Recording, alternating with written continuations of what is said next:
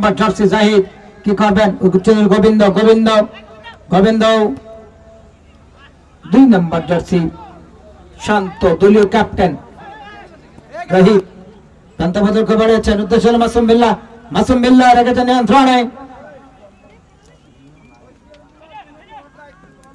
Clear করলেন মিন্টু খান। আবার জাহিদ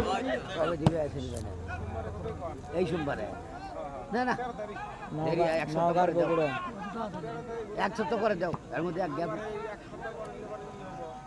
সুবিধা তো আছে।